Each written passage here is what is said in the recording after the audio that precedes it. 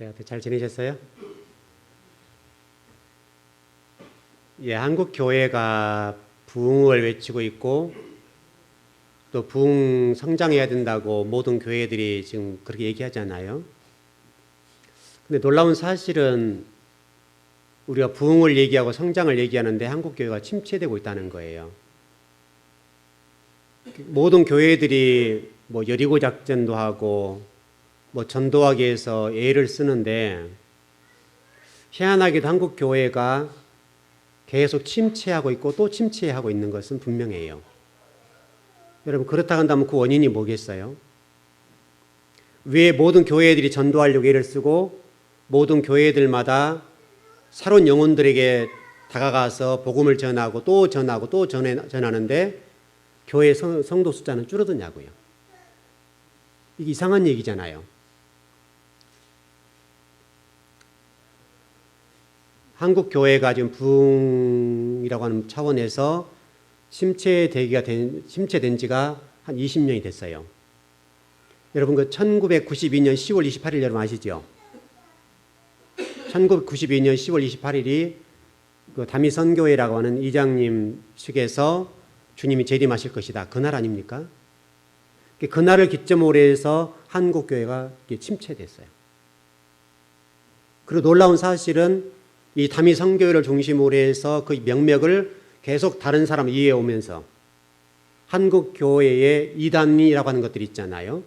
이단이라고 하는 것들이 더 강해지고 더 숫자가 많아졌어요. 더 기승을 부리고 있다고요. 지금도 여러분 한국 교회가 지금 이단 때문에 골머리를 앓고 있잖아요. 이 서울뿐만 아니라 지역 전국적으로 이단들 때문에 한국 교회가 너무너무 골치가 아픈 거예요. 그래서 교회들마다 이 이단 문제 때문에 얼마나 힘든지 몰라요. 어떤 교회들은 통째 교회가 이단으로 넘어가 버린 경우도 있고 수많은 성도들이 이단으로 다 지금 가고 있거든요. 그런데 거기에 대해서 우리 기성교회가 대처하는 방법을 몰라요. 그들은 어떻게 할 수가 없는 거예요, 지금. 그렇다면 왜 이와 같이 이단들은 더 득세하고 숫자는 계속 많아지고 있고 우리 기성교회들은 숫자가 줄어들고 있냐 이거죠. 분명히 여기에는 하나님의 사인이 있을 거예요.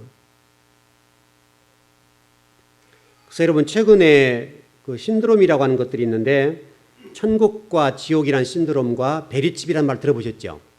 그 베리칩이라고 하는 그 신드롬 이런 것들이 굉장히 유행하고 있거든요. 그래서 여러분 이단들이 득세하면서 지금 이런 그 천국과 지옥의 문제, 베리칩의 문제가 등장해가지고 굉장히 좀 교계를 혼란스럽게 만들고 있어요. 그렇다면 왜 한국 교회가 침체될까요? 그리고 오히려 반대로 이단들은 더 득세하고 그 수와 그 세력을 확장시켜 나갈 수 있을까요? 이 문제는 뭐 쉽고 간단한 문제는 아니지만 그러나 한국 교회가 양적인 부흥을 노래하고 한국 교회가 부흥해야 된다 노래하고 한국 교회가 성도 숫자를 끌어모으기 위해서 애를 쓴 것은 사실이죠. 좋은 점이잖아요. 그럼에도 불구하고 이렇게 교회가 침체되는 이유는 바로 저는 거기에 있다고 봐요. 바로 이 성장해야 된다고 하는 교회가 부흥해야 된다고 하는 함정 때문에 한국 교회가 침체되는 것 아니냐. 한국 교회가 이게 침체된 것은 벌써 20년 됐어요. 앞으로 계속 침체될 거예요. 침체될 수밖에 없어요. 그 원인은 교회가 부흥돼야 된다고 하는 거기에만 목숨을 걸기 때문에 그래요. 근본적인 목적, 근본적으로 해야 될 일을 못한다고요, 지금. 그래서 여러분 성도들을 훈련시키고 정말 한 영혼이라도 바르게 가르쳐서 하나님의 사람으로 세워야 되겠는데 여기에는 관심이 없는 거예요. 성도 숫자만 채우려고 하니까 한국 교회가 질적으로 떨어져 있잖아. 굉장히 질적으로 떨어져 있기 때문에 한국 교회 성도들이 힘이 없다고요, 지금. 그래서 이단이라고 하는 것들을 대체할 수 있는 능력이 없는 거예요. 그래서 교회가 하고 있는 아주 소극적인 방법이 뭐냐면 이단들은 들어오지 마라. 제발 좀 들어오지 말아라. 들으면 우리 힘들다. 이 정도 좀 수준이에요. 여러분 이단들을 우리가 기성교회로 정말 정통교회로 들어오도록 해줘야 되잖아요. 근데 오히려 그 사람들이 교회에 들어오는 것을 두려워할 정도가 됐다고요. 그래서 교회들마다 지금 이렇게 교회 문에다가 뭐라고 드리냐면 이단들 들어오지 마시오. 어떤 기성 이단들 들어오지 마시오. 이렇게 좀 돼 있잖아요.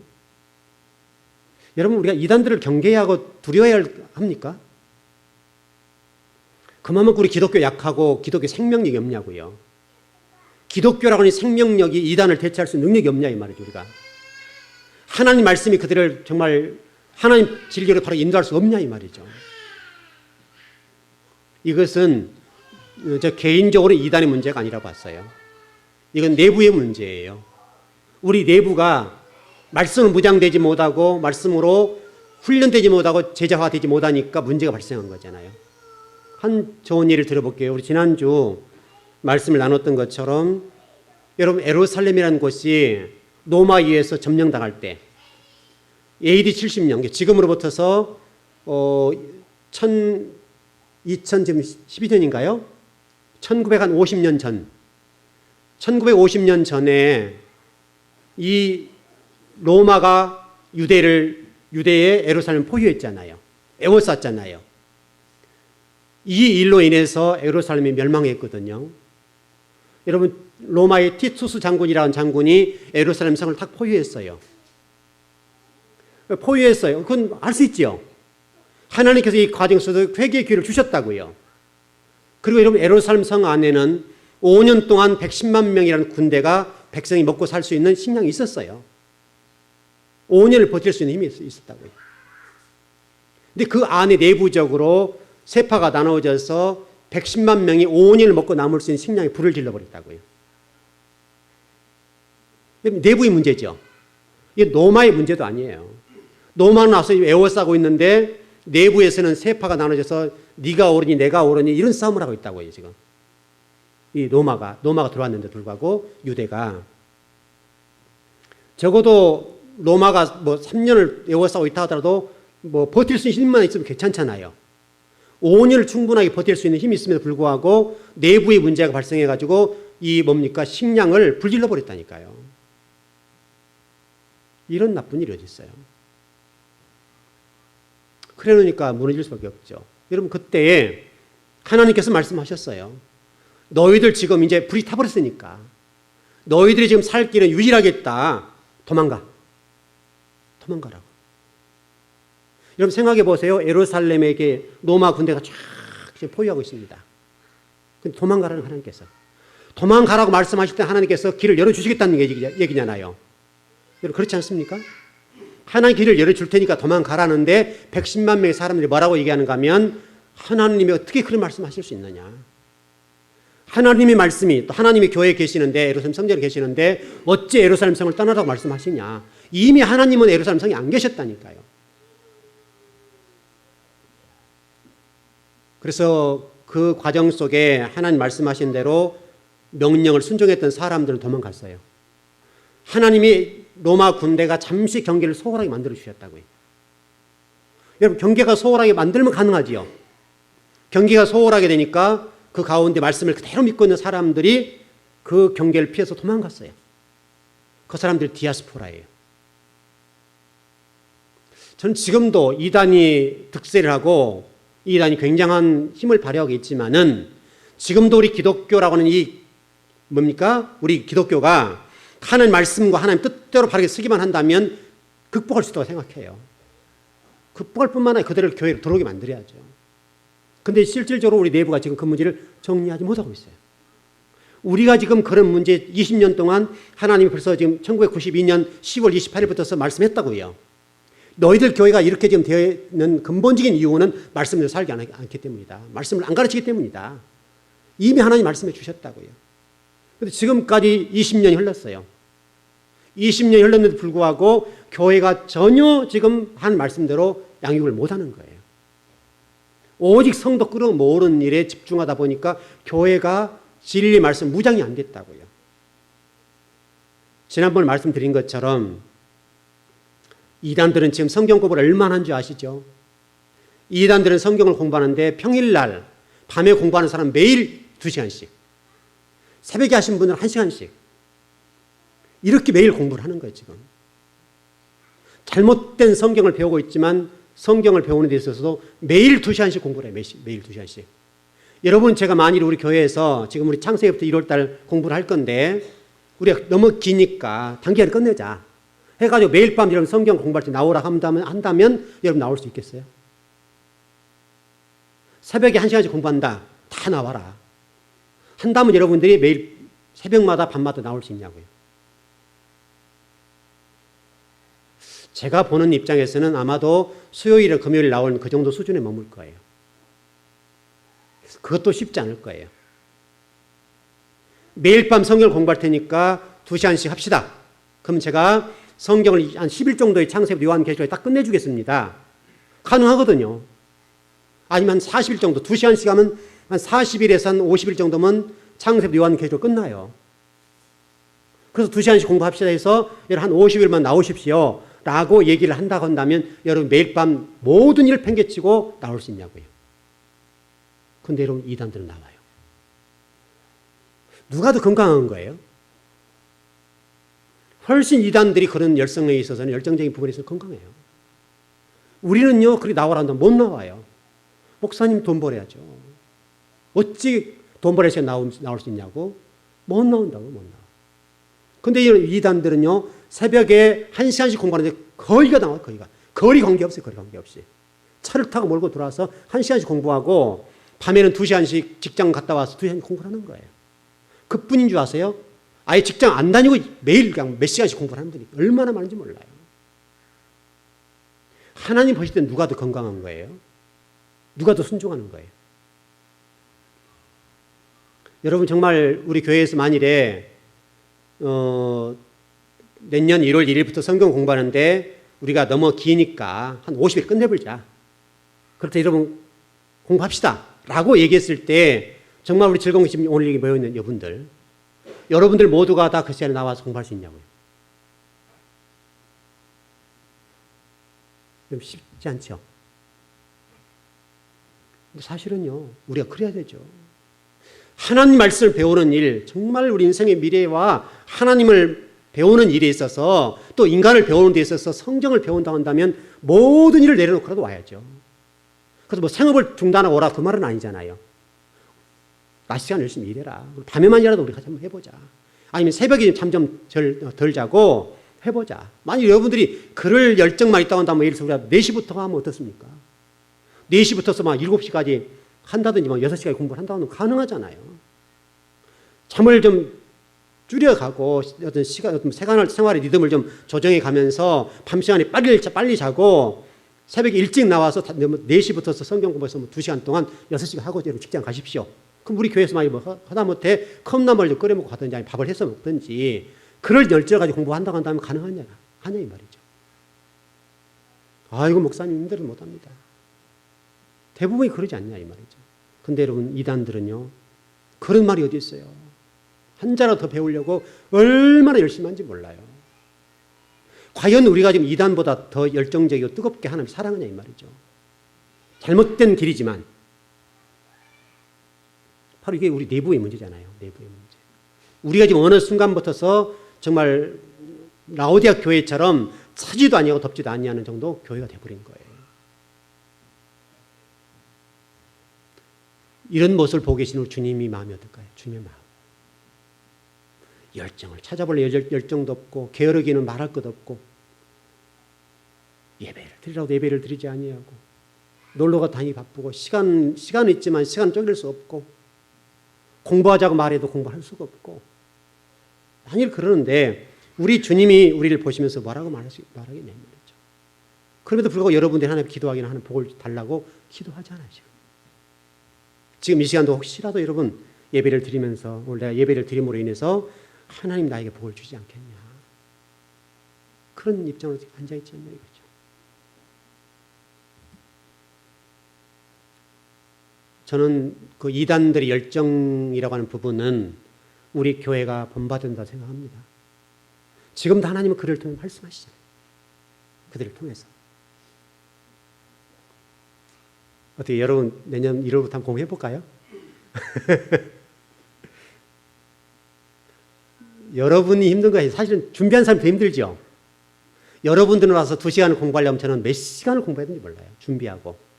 물론 자료들은 제가 다 준비해 놓겠지만은 그 준비한 것들을 몇 시간 동안 다시 검토하고 또 준비하고 요약하고 어떻게 2시간 동안 공부를 가르칠까에 대해서 준비하는 시간이 훨씬 많이 들어야 되죠. 사실 가르치는 사람이 훨씬 힘든 거예요. 여러분들은 지금 앉아 계시지만 저는 서 있잖아요. 그렇잖아요? 제가 이거 여기 단에서 설교 1시간 하고 내려가면 여기 내려갈 때 다리가 뻣뻣해요. 여러분들은 좀 의자 복사, 얼마나 좀 좋은 의자에 앉아 계십니까? 가장 좋은 의자에 아주 편한 자세로 앉아 계시잖아요. 저는 1시간 내내 서 있잖아요.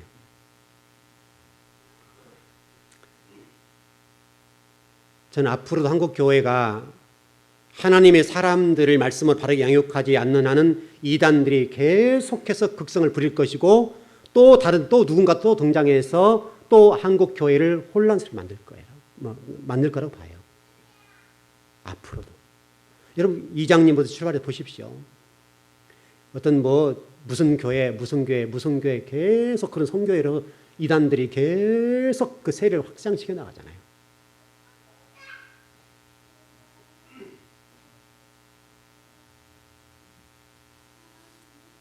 그리고 한국 교회 안에서는 강단에서는 정말로는 못 가르쳐요. 지금. 좀만 이상한 얘기하면 2단 3단 하니까요. 정말 목회자들이 막 두려워서 설교를 못 한다니까 지금. 무슨 또 2단 간별사들 많은지 조금만 멋지면 2단이라고 얘기하고 막 그러니까 이 강단에서 정말로는 설교를 못 한다니까 지금. 이게 보통 간이 크지 않으면 못 해요. 정말로 정말. 여러분 주님 오실 날은 우리 관심 없죠? 그건 관계없어요.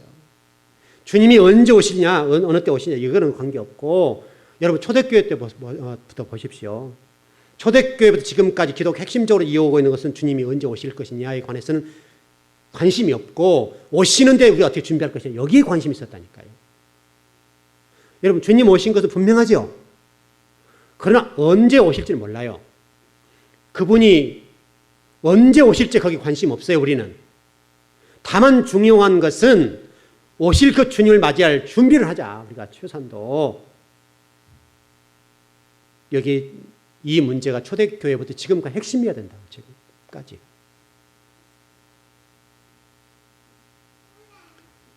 이 장님이라는 목회자라고 할 수 있는지 어떻게 모르겠지만은 그분 이후로 우리가 그들 교훈 삼아서 한국교회 회복해야 된다 봐요. 제가 얼마 전에 어떤 글을 읽어보니까 이장님이라는 그 목사분이 계시죠. 그분이 회개하고 돌이켰다고 그래요.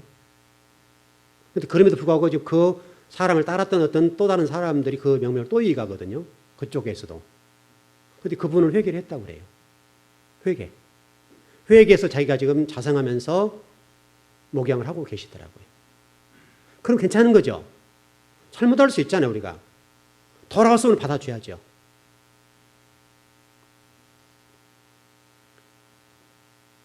여러분 기업도 마찬가지 직장, 가정도 똑같습니다. 이 문제예요. 여러분의 기업이 성장하려고 하거나 어떤 직장에서 잘 되기를 원하거나 자녀들이 복을 받고 인생의 미래의 주인공을 살기를 원하신다면 내부적으로 여러분 가정, 기업을 또 자녀들을 튼튼하게 키워놔야 돼요. 건강하게 키워놔야 돼요. 그래 놓으면 어떤 문제가 와도 흔들림 없이 기업이 성장할 수 있고 여러분 자녀들도 건강하게 키워놓으면 건강한 가치관, 의식구조 그런 것을 키워놓게 되면 여러분 자녀들이 미래의 복을 받을 수 있다고요. 자꾸 이게 눈에 보이는 것들만 집중하게 되니까 무너져 버리죠. 내부를 튼튼하게 해놓으면 어떤 문제가 와도 흔들리지 아니하고 건강히 갈 수 있는 거예요. 여러분 간단하잖아요. 여러분 몸도 똑같잖아요. 몸도. 여러분들이 꿈이 있다고 합시다. 꿈이 있어서 큰 어떤 목표를 이루려고 애를 쓴다 합시다. 근데 몸 무너지면 어떻게 해요? 못해요. 아무리 뜻이 있고 아무리 의식구조가 좋고 사고가 좋다 할지라도 내 몸이 건강하지 못하면 아무 일도 못하는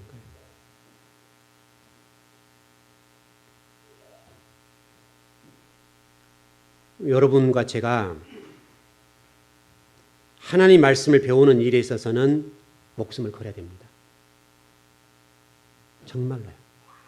여러분이 하나님 말씀을 배우는 일에 있어서는 모든 걸 놔두고라도 할 수 있어야 된다. 그 열정, 그 뜨거움이 있어야 된다. 그러면 하나님께서 여러분들을 건강하게 세워주실 것이고 인생의 미래에 복을 주실 거라고 생각해요.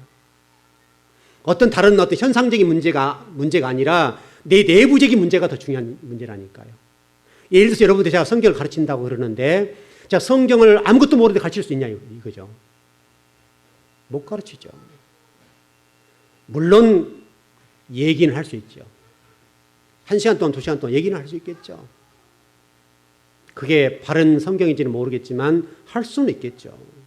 그러나 바르고 정확하게 성경을 가르쳐 줘서 하나님을 정확하게 가르쳐 드리고 또 인생이 무엇인지 인생을 어떻게 살아야 되는지에서 분명하게 선을 그어준다고 한다면 이거는 복이 아니냐 이 말이죠.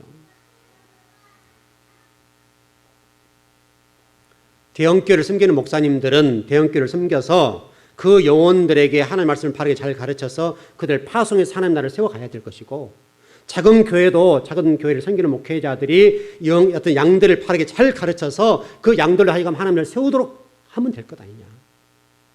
우리의 주어진 여건이 어떻든 관계없이 양적 성장이라는 것에 매달리지 말고 앞으로 지금으로부터 한국교회가 더 건강하고 더 부흥되는 교회가 되려고 한다면 하나님 말씀을 제대로 가르치면 될 것 아니냐. 여러분 여기에서 여러분의 기업과 가정, 자녀들에 대한 중요한 교훈을 받길 바랍니다. 여러분 기업들 겉모양 중요하지 않나요? 더 중요한 것은 내실이 튼튼하면 돼요. 내실이 튼튼하면 뭐 IMF가 전부 와가지고 우리나라 힘들었는데 IMF가 와도 그러고 또 그런 IMF가 오더라도 어떻게든 극복할 수 있어요. 근데 조금 내실이 부실하게 되면 아무리 거칠에는 잘 돼 있다 할지라도 조금만 문제가 부딪히게 되면 무너져 버린다니까요. 저는 이것이 우리 한국 교회라고 보았어요. 한국 교회가 외부적으로는 전 세계적으로 아주 굉장한 민족 아닙니까? 지금 교회적으로. 그런데 실질적으로 한국 교회 내부적으로 힘이 없잖아요. 이단 앞에 쩔쩔매잖아요. 이단들 혹시라도 교회에 들어가서 교회 무너뜨릴까 봐서 염려하잖아요. 정말 한국교회가 그 정도로 정말 진리를 가지고 있다고 한다면 그런 이단이 들어왔을 때 우리가 무너진다고 하는 염려가 되냐 이 말이죠. 오히려 우리가 말씀을 잘 가르쳐 그들을 교회로 돌아오도록 만들어줘야죠.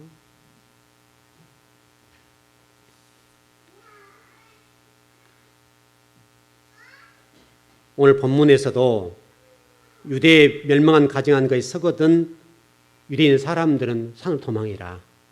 그렇게 말씀하고 있습니다. 이게 환난 얘기입니다. 대환난 얘기입니다. 지금 얘기는 아니죠, 여러분. 앞으로 가면 갈수록 교회들이 그렇게 갈 것이다 라고 하는 전제하에 그렇다면 우리 교회가 어떻게 해야 될 것이냐 이거죠.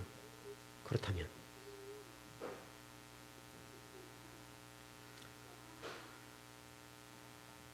여러분 그 유대의 예루살렘이 로마에서 멸망당할 때에 상황을 한번 상상해 보십시오. 그때에 하나님이 가장 우선돼야 될 때잖아요.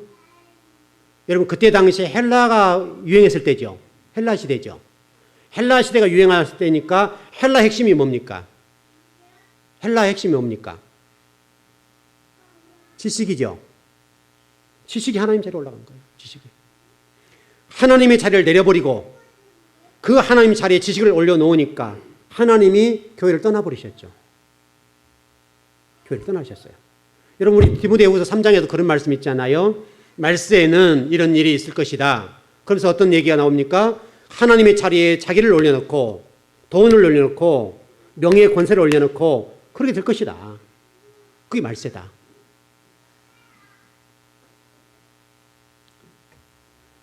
우리 그 신약 성경에 이런 말씀 있잖아요. 누가 보면 그렇게 말씀이 있는 걸로 아는데 말세에 노새의 철을 생각해라. 노새처. 여러분 분명히 소돔 고모라 땅에 하나님께서 유황불을 쏟아부으시 심판을 가하실 때도 도망가라 그랬죠.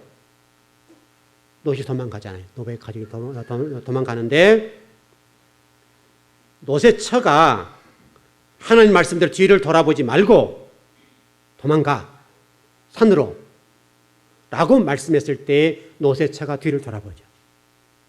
그때 우리 성경대로 하면 소금 기둥이 되었더라. 다시 설명하면 믿음만큼만, 순종한 만큼만 구원받는다. 지금 시대도 똑같습니다.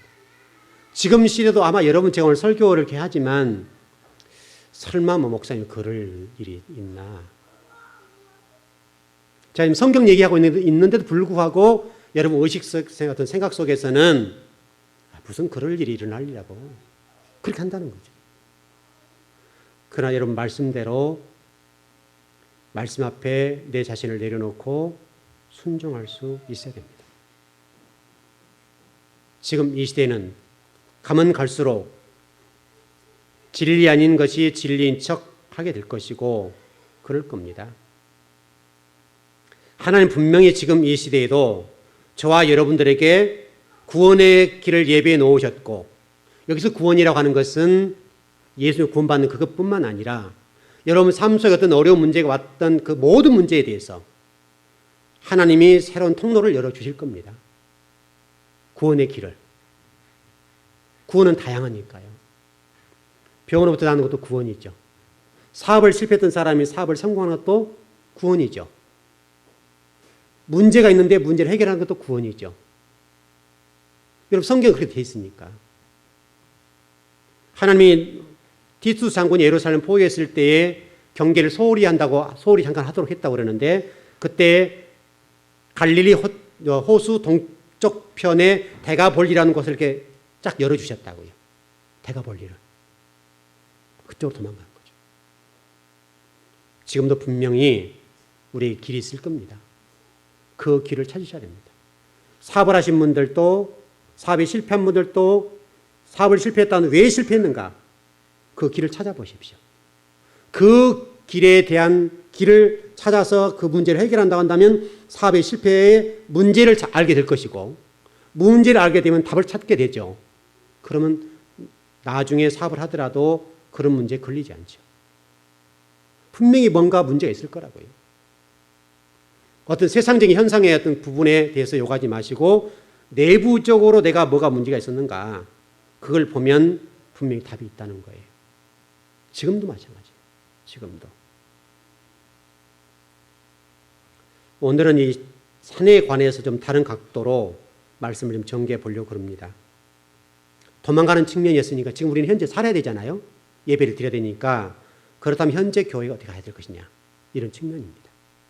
자, 여기서 말하는 산이라고 하는 것은 또 다른 성경에 보면, 다른 성경이란 뭐 이사야서나 이런 데 보면 이 산에 대해서 이렇게 정리가 되어 있습니다.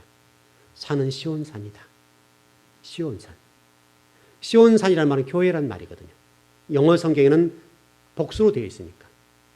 그러니까 예루살렘 성만을 얘기하는 것이 아닐 것이고, 우리 모두 예루살렘 성으로 갈 수는 없으니까 결국은 지금 교회를 얘기하는 건데, 여러분 지금 이 시대에 어떤 어려움이 오더라도 하나님 복과 은혜를 받기 위해서는 교회 예배, 이 예배에 목숨을 거셔야 됩니다. 예배.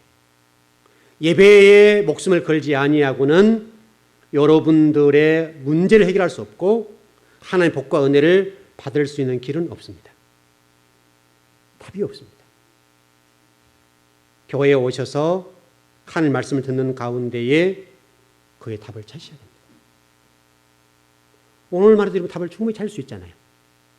다 나름대로 각자의 어떤 문제가 있을 것이고, 그 문제의 근원이 뭔가, 답이 뭔가, 그 답을 찾게 되면 문제를 해결하는 거죠.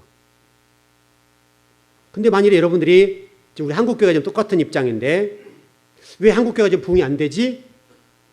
모든 교회가 부흥을 외치고 있고 우리 교회가 부흥을 외치는데 왜 부흥이 안 되지? 라고 얘기하고 계속 왜 전도 안 합니까? 라고 얘기를 해서는 안 된다 이거죠. 전도는 해야 되지만 교회의 근본적인 하나님이 원하신 방법, 목적을 이루는 일에 있어서 교회가 교회답지 아니하면 하나님이 성도를 흩은다고 말씀하셨으니까, 여러분 그렇지 않습니까? 결국은 전도하는 것도 중요하지만 뒷문 빠지라고 막아야 되죠. 전도 한 명 하면 두 명 빠지라면 어떻게 되겠어요? 교회에 더 침체되죠. 10명이 들어오면 9명, 8명은 정착을 해야 되죠. 그러면 교회가 부흥되죠.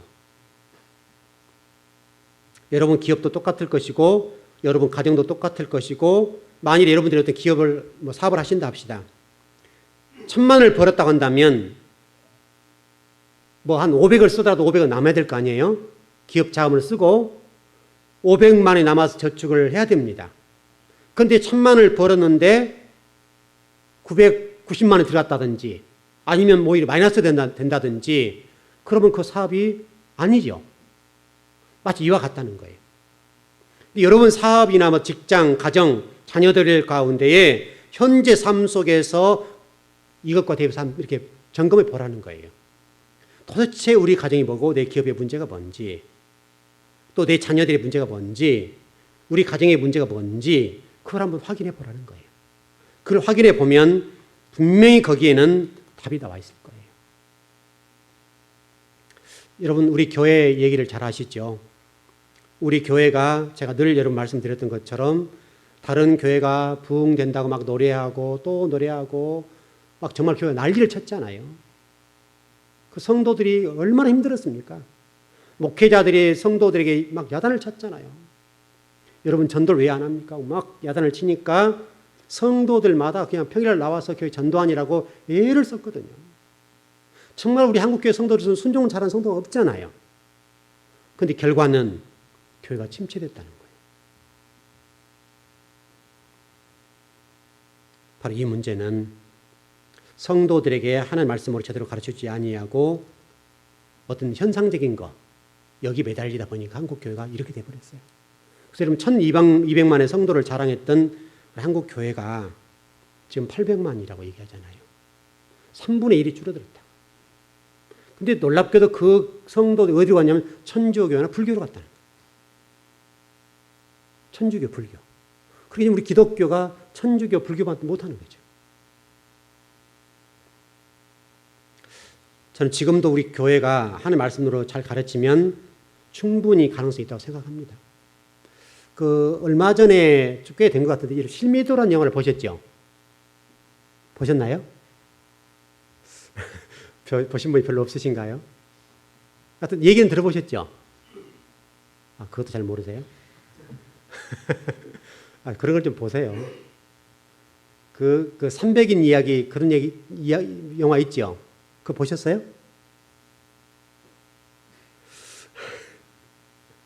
그런 걸 성경을 못 읽으시면 그러다 보세요. 그거 다 성경 얘기예요. 성경 마라톤 전쟁 있잖아요. 그 얘기라니까요. 그 300인 이야기가. 그것도 모르시죠 또. 여러분 실미도란 영화를 저도 직접 영화관에 보진 않고 TV로 봤어요. TV로 봤는데 한번 보십시오. 그 영화를 보면 오합지졸이죠. 그냥 뭡니까? 깡패들, 살인자들, 감옥 가서 사형당해야 될 사람들 모아서 그들을 훈련시켜서 뭐 북팍공작원 그쪽으로 보내는 거죠. 얘기가. 스토리가. 근데 처음에 왔을 때 이러면 어때요? 완전히 이건 군인이 아니죠. 폐잔병들이죠. 그런데 그들을 훈련시키는데 기관병들이 어떤 훈련을 시킬 때 그냥 그 실탄을 실질적으로 장전에 쏴버리잖아요. 여러분 이 실탄을 쏘니까 죽도록 뛰잖아요. 그래서 강인하게 훈련을 시키는데 훈련의 결과가 어떻게 됐어요? 나중에는 인간 병기가 됐잖아요. 총 한 방 제대로 쓰지 못했던 그 사람들을 오합지졸 같은 사람들을 훈련을 시켜서 강하게 훈련을 시켜버리니까 인간 한계를 극복하도록 만들어버리니까 나중에는 그냥 백발백중이잖아요. 백발백중이고 인간 병기가 돼버리잖아요. 그래서 나중에는 그게 잘못돼서 청와대를 들어간다 이렇게 얘기가 됐지만 저는 우리 신앙인들 똑같다고 봐요. 저와 여러분들이 정말 하나님 말씀으로 제대로만 훈련 받으면 충분히 지금도 여러분들이 초대교회의 사도들처럼 초대교회 성도들 이상으로 하나님의 사람 될 수 있다고 생각해요. 여러분이 그런 준비만 돼 있다면 지금도 실질적으로 저와 여러분들이 그런 신앙 훈련을 정말 강하게 받으면 강하게 받을 때 힘들지만 받고 나면 얼마나 복되겠냐고요. 여러분 우리 교회가 그걸 지향한 건 아시죠? 그걸 지향하고 가는 거예요. 정말 우리 교회가 정말 실미도의 그 오합지졸 같은 사람들을 모아서 인간 병기를 만들었던 것처럼 정말 우리 즐거운 교회 성도를 훈련을 시켜서 하나님의 나라를 위해서는 하나님의 어떤 뜻을 위해서 그렇게 살 수 있도록 만드는 교회를 만들자. 여러분 그 느헤미야 8장에 보게 되면 그런 부분이 나와 있잖아요. 느헤미야 8장의 말씀 보게 되면 에스라가 이 수무락 광장의 백성들 모아서 말씀을 가르치게 되고 설교를 하게 되니까 백성이 뜨거워서 눈물을 흘리게 되고 새로운 사람이 돼서 헌신하고 일을 하잖아요. 여러분, 구약에서 설교당이 나온다는 사실은 놀라운 일입니다. 여러분, 구약은 제사 중심이잖아요. 보는 것 중심이라, 보는 것.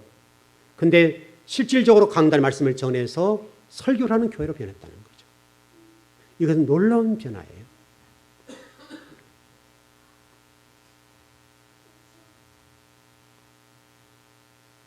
지금 현재 우리 교회가 앞으로 나가야 될 방향에 대해서 좀 정리를 해야 될 것 같은데, 저와 여러분들이 말씀을 배우는 일과 진리로 무장해서 훈련되는 이 일에 관해서는 열심히 하십시다. 정말로. 일단 여러분들이 그런 마음과 자세가 되어서 제발 좀 저한테 와가지고 성경 좀 가르쳐라 막 애원을 해야 돼요. 애원을. 난 못한다고, 힘들다고 이렇게 제가 막 뿌리쳐도 여러분들이 애원해서 제발 성경 좀 가르쳐달라고 애원을 해야 된다고요. 그래야 제가 신나게 가르칠 거 아니에요. 신나게. 그 시골에 가면 그 여러분 그 뭐죠? 그 콧돌이라고 합니까? 소 코를 뚫어가지고 끌고 다니게 있잖아요. 그렇게 되면 안 된다니까요. 성도들이 목회자에 끌려다니면서 코를 뚫어가지고 당기는데 당겨 이렇게 다니면 안 된다. 여러분 스스로가 와가지고 좀 제발 좀 가르쳐 달라고 그렇게 애원을 해야 될 단계 가야죠.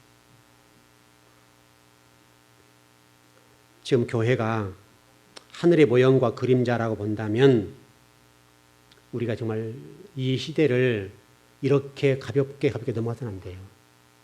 정말 우리가 좀 진중하게 정말 최선을 다해서 하나님 말씀을 배우고 하나님 뜻을 이루어가는 일에 있어서 정말 죽도록 충성해야 된다 이 말이죠.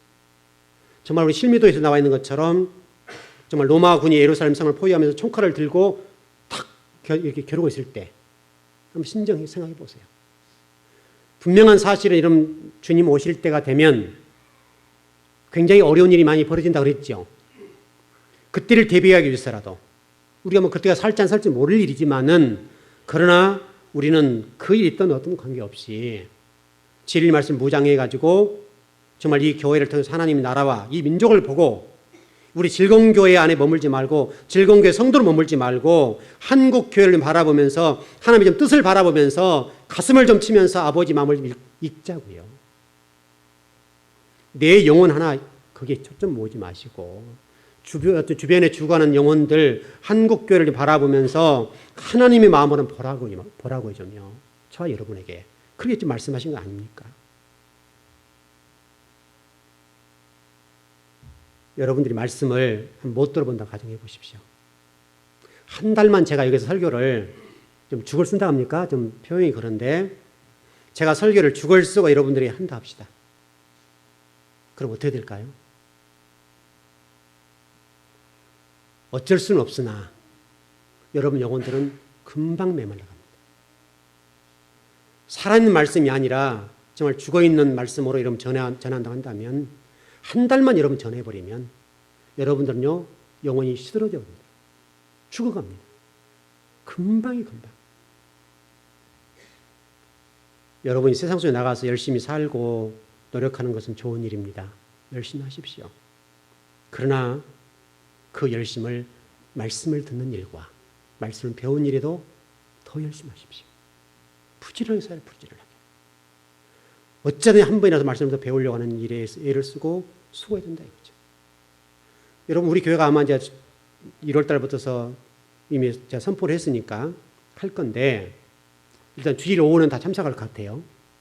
주일 오후도 도망가면 어쩔 수 없고 그건 할 말 없잖아요. 수요일 금요일인데 평상시 안 나왔던 분들도 좀 나와서 들으십시오. 여러분들이 주일 낮 한 번 설교 가지고 예배 가지고 신앙생활이 되던가요? 그거 가지고는 안 돼요. 적어도 주일 오후, 수요일, 금요일 이 정도까지는 성경을 배우는 일에 이번 특별한 시간이니까 한번 여러분 도전해 보십시오. 우리 인생을 살면서 그거 한번 도전해야 되잖아요. 정말 우리 주님을 위해서 예배하는 일과 하나님을 위해서 일하는 시간이 얼마나 된다고요, 우리가. 내 자신을 위해서 일하는 것, 내 가정을 위해서 일하는 시간은 굉장히 많지만 정말 주님의 말씀을 배운다는 주님을 위해서 일하는 시간이 얼마나 되냐고요, 우리에게. 일평생 따지바들 만든다니까요. 여러분 70년 산다고 계산했을 때 주님을 위해서 예배하는 시간이 얼마나 되냐고요. 얼마나 돼요. 얼마 안 돼요. 주일 한 번 오신 분들은 1년 해봐야 여러분 52시간밖에 안 되잖아요. 그것을 70 곱하기 365 하면 나오죠. 그럼 여러분 시간이 딱 나올 거예요. 70년 동안 여러분 뱃속부터 교회를 다녔다 생각하고 딱 계산은 몇 년이 나올 거예요. 몇 년. 언제 한번 계산해봤다 얼마 안 나왔죠, 여러분. 몇 년 안 돼요. 10년도 안 돼요. 근데 우리가 뭐 주님을 위해서 얼마나 헌신했다고 우리가 그렇게 할 수는 없잖아요. 좀 결론을 정리해 보십시다.